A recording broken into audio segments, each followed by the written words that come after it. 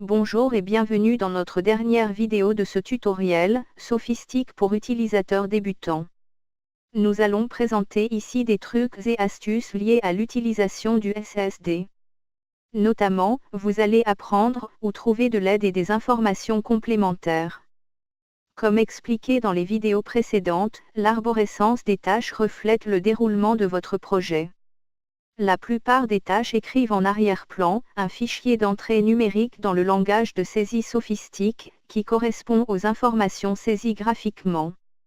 Si vous souhaitez avoir plus d'informations au sujet des actions que vous avez effectuées dans le SSD, vous pouvez consulter ce fichier d'entrée dans l'éditeur de texte.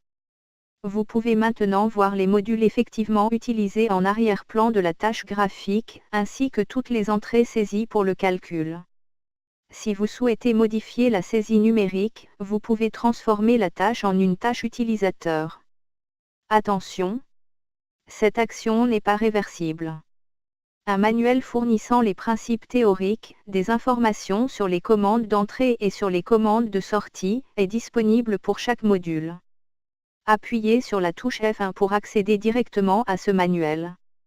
Le manuel le plus important du logiciel est le manuel Sophistic. Il contient beaucoup d'informations de base à propos du logiciel, ainsi qu'un certain nombre d'astuces en cas de problème avec l'utilisation du logiciel. Si vous souhaitez en savoir plus à propos de Sophistic, et particulièrement à propos de workflows complexes, tels que le dimensionnement de ponts, les calculs parasismiques ou les analyses dynamiques, vous pouvez accéder à d'autres tutoriels dans le menu « Aide » de SSD. Sur notre site web se trouve aussi un infoportal contenant une bibliothèque d'exemples, de vidéos et d'articles. Pour les utilisateurs confirmés, nous fournissons aussi une bibliothèque de fichiers d'exemples réalisés entièrement à l'aide du langage de saisie numérique.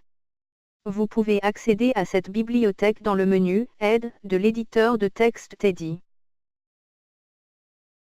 Si vous avez des questions concernant l'utilisation de Sophistic, merci d'utiliser l'assistant de support afin de créer une requête de support. Enfin, Sophistic met aussi à votre disposition deux forums. Un est réservé à nos utilisateurs professionnels, l'autre à nos utilisateurs académiques. L'inscription à ces forums est gratuite. Ils offrent un espace privilégié pour échanger entre utilisateurs et associés de Sophistic. Merci de noter que les requêtes de support ne peuvent pas être traitées dans ces forums.